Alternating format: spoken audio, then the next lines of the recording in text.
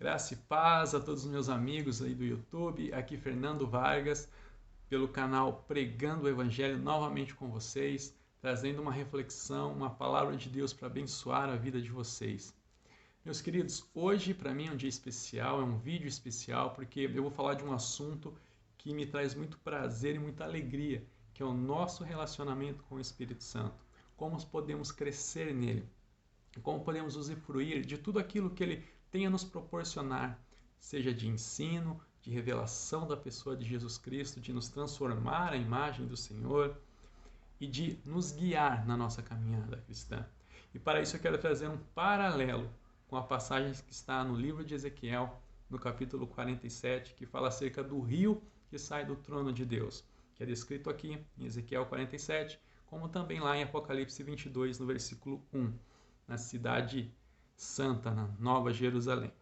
Bem, queridos, antes disso, deixa eu perguntar, você já se inscreveu no canal? Você está acompanhando os outros vídeos aqui? Nós iniciamos a série do livro de Atos agora, para a gente acompanhar todo o livro, você não pode perder. Então se inscreve no canal e compartilhe as mensagens, para que o máximo de pessoas possa ser abençoadas. Em nome de Jesus, meus queridos. Bom, vamos começar então aqui, com muita alegria, esse tema de hoje, né? Quero trazer a leitura aqui então, rapidamente, da passagem de Ezequiel 47, do rio de Deus que flui ali debaixo do trono de Deus. Trazendo só rapidamente um contexto, Ezequiel está tendo visões, né? Ele é levado em espírito a Jerusalém, do cativeiro onde ele estava em Babilônia, até Jerusalém, e vê a cidade restaurada, o templo restaurado. Então ele vai tendo visões e um anjo vai guiando ele por essas visões do templo restaurado, não é? Então no capítulo 47 ele vê as águas que saem do trono. Então eu já vou passar aqui na leitura para a gente ganhar tempo, para quando o anjo leva ele para o lado de fora e ele enxerga o rio de Deus então. Então vamos comigo aqui, Ezequiel 47, a partir do versículo 3, diz assim as Sagradas Escrituras. O homem saiu para leste, tendo na mão um cordel de medir. Mediu 1000 côvados, ou 500 metros. Eu vou usar a medida nossa aqui, 500 metros, tá? Então vamos lá. Mediu 500 metros e me fez passar pela água, que me dava pelos tornozelos, ou pelos artelhos em algumas versões. Mediu mais 500 metros e me fez passar pela água, que me dava pelos joelhos. Mediu mais 500 metros e me fez passar pela água, que agora me dava pelos lombos. Mediu ainda outros 500 metros, e era já um rio que eu não podia atravessar, porque eram águas profundas. E eram águas em que se podia nadar, um rio pelo qual não se podia passar andando. Então, queridos, temos muitas e muitas pregações acerca dessa passagem. Temos músicas acerca dessa passagem, falando desse desejo de alcançarmos essas águas profundas. Aqui ele está falando do rio de Deus, que é um rio de vida, que leva a vida por onde ele passar, que é descrito aqui em Apocalipse 22, no versículo 1. Então nós temos aqui um momento da visão de Ezequiel, onde ele está diante do rio de Deus, e ele entra e as águas dão ali pelos artelhos ou pelo tornozelo, e ele anda 500 metros, conduzido pelo anjo. As águas vão então dar no joelho, mais 500 metros pelos lombos ou pela cintura, não é? E então mais 500 metros onde são águas profundas, não é? Que aí ele teria que passar nado, porque ele já não conseguia andar naquelas águas, né? Bom, guarda isso com você. Eu quero trazer agora uma reflexão sobre as atribuições do Espírito Santo que são reveladas ali no Novo Testamento. Eu quero trazer apenas algumas delas para a gente fechar esse paralelo aqui. Então, no Evangelho de João, no capítulo 7, versículo 38, vai dizer assim: quem crer em mim, como diz a Escritura, do seu interior fluirão rios de água viva. Isso disse ele a respeito do Espírito que os que nele cresce haviam de receber, pois o Espírito até aquele momento não havia sido dado, porque Jesus ainda não tinha sido glorificado. Bom, o que essa passagem está dizendo? Que aqueles que crescem no Senhor Jesus, do seu interior, e algumas traduções dizem do seu ventre, fluiriam rios de água viva, não é? Rios de água viva, como o rio de Ezequiel 47, que por onde passa leva vida, não é mesmo? Então, e aqui essa passagem traz uma atribuição de que isso é o Espírito Santo que nos é dado e que capacita todo cristão a poder levar o Evangelho, levar a palavra de Deus, levar a vida de Deus àqueles que ainda não conhecem ao Senhor, àqueles que ainda estão mortos em seus pecados. Bom, então a gente conseguiu traçar esse paralelo das duas coisas, das duas passagens, desse rio de vida da parte de Deus. Bom, agora quais atribuições do Espírito Santo a gente pode, então, traçar esse paralelo aí entre a passagem de Ezequiel 47 e o nosso relacionamento com o Espírito Santo? Bom, ainda no Evangelho de João, no capítulo 14, a palavra do Senhor vai dizer assim, no versículo 26. Tenho-vos dito isso estando convosco, mas aquele Consolador, o Espírito Santo, que o Pai enviará em meu nome, vos ensinará todas as coisas e vos fará lembrar tudo quanto tenho-vos dito. Bem, aqui Jesus está falando, nós conhecemos bem a passagem, nós conhecemos a história. Jesus está falando que ele precisaria ir para o Pai para que o Espírito viesse. E aqui ele diz, mas aquele outro Consolador. No original, esse outro quer dizer alguém da mesma espécie, da mesma natureza. E o Consolador aqui também, no grego, a maioria das pessoas já viram muitas pregações sobre isso, a palavra ali é parakletos, que pode significar tanto consolador como um advogado. E olha que interessante, em Romanos, no capítulo 8, Paulo vai falar que o Espírito Santo ele intercede por nós, né? Com gemidos inexprimíveis. Olha só, ele exercendo esse papel de advogado. Mas o Senhor Jesus aqui nesse trecho, ele diz que ele nos ensinará todas as coisas e nos fará lembrar aquilo que Jesus ensinou, não é? Olha que papel muito importante do Espírito Santo. Mas vamos ler um trecho do capítulo 16. Diz assim os versículos 13 e 14. Mas quando vier aquele Espírito, ele vos guiará em toda a verdade, porque não falará de si mesmo, mas dirá tudo o que tiver ouvido e vos anunciará o que há de vir. Ele me glorificará, porque há de receber o que é meu e vô-lo-á de anunciar. Muito bem. No primeiro versículo, ele diz que nos ensinará todas as coisas e nos fará toda a verdade. Evangelho de João, capítulo 14, versículo 26. No capítulo 16, versículos 13 e 14, ele diz que ele nos guiará em toda a verdade e dirá tudo o que eu tiver ouvido e nos anunciará. Ok? Bom, se a gente olhar no contexto original, para cada uma dessas passagens, são utilizadas palavras diferentes desse papel de ensinar e de guiar.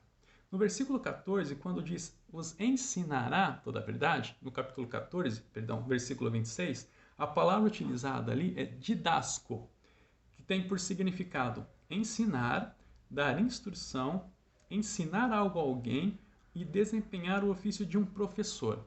Ou seja, ali o Espírito Santo está com o papel de ser um professor que ensina, né? Assim como nós temos nossos professores na escola, na faculdade, eles nos ensinam. Olha que interessante agora. Não necessariamente um professor ele tem um relacionamento de intimidade, uma comunhão estreita com quem ele está ensinando. Já parou para pensar nisso? Então nós podemos ter um relacionamento com o Espírito Santo onde ele é um professor, mas nos falta a intimidade, aquela comunhão diária, aquela parceria.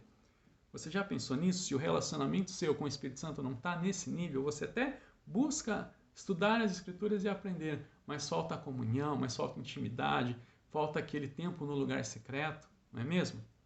Agora, no capítulo 16, versículos 13 e 14, quando ele fala que ele nos guiará em toda a verdade, a palavra ali utilizada é odegeu, que tem por significado ser um guia, seguir os passos, dar orientação, ou seja, alguém que vai caminhar, porque vai seguir os nossos passos, vai caminhar do nosso lado, para nos orientar. Ele não só nos ensina agora, mas ele tem um relacionamento que ele pode caminhar conosco e nos orientar.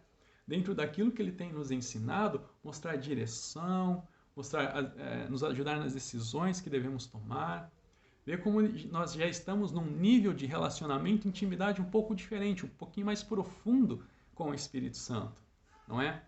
Então, eu quero te trazer um outro nível, uma palavrinha ainda mais profunda, que está lá em Romanos, no capítulo 8, no versículo 14, que diz assim: porque todos os que são guiados pelo Espírito de Deus, esses são filhos de Deus. Novamente nós vemos a palavra guiar, ser guiado pelo Espírito. Agora a palavra não é nem didasco, nem odegeu. A palavra ali é ago, que também tem por significado ser um guia, alguém que orienta, mas tem por significado principalmente ser a seguinte questão: aquele que toma pela mão e que guia de um ponto de partida até o destino final. Olha só, então todos os que são guiados pelo Espírito de Deus, ou seja, todos aqueles que se permitem dar a mão ao Espírito Santo, abrir mão do controle para que ele guie, para que ele tome o controle da sua vida, esses são filhos de Deus. Mas os outros não, aqueles que têm um relacionamento com o Espírito Santo como um professor ou como apenas um guia, não são filhos de Deus? Sim, mas é aí que eu quero entrar num ponto crucial com vocês. A palavra filhos de Deus em Romanos 14, para aqueles que são guiados pelo Espírito de Deus, é huios, que significa um filho maduro, um filho adulto, um filho preparado, um filho que pode receber a herança e administrá-la. Lá em Gálatas capítulo 4, no versículo 1, vai falar sobre isso, que o herdeiro enquanto é menino, não pode usufruir a sua herança, mas ele está debaixo de tutores e nada difere de um escravo. Ou seja, não é um huios, não está pronto, não é? No Evangelho de João, no capítulo 1, versículo 12, diz que todos quantos receberam a Jesus, Deus deu-lhes o direito de se tornarem filhos de Deus. A palavra utilizada ali para filhos no original é teknon, um filho recém-gerado, um recém-nascido. Então, nós temos ali uma diferença entre um teknon e um huios. Alguém que é recém-nascido, é um bebê espiritual, é uma criança, até um filho maduro, um filho pronto. E isso é uma trajetória de crescimento e de maturidade. E nisso vai passar todas essas etapas que eu falei do nosso relacionamento com o Espírito Santo. Entenderam? O Espírito Santo pode ser apenas o Paracletos, o meu advogado, o meu consolador. O Espírito Santo, eu já posso estreitar um pouco mais o nosso relacionamento e tê-lo como professor, aquele que vai me ensinar toda a verdade, me ensinar as Escrituras. Mas ainda eu ter as decisões e o controle da minha vida. Eu posso ter um relacionamento mais profundo com o Espírito Santo, onde ele vai caminhar do meu lado e vai me auxiliar nas decisões. Mas eu ainda vou poder escolher se eu tomo a decisão que ele me orientou ou não. Ou eu posso ser um filho maduro, um huios, aonde eu dou a mão para o Espírito Santo, eu abro totalmente mão do meu controle e de eu tomar as decisões para que ele me guie em toda a minha trajetória cristã até o destino final. Entenderam a profundidade disso?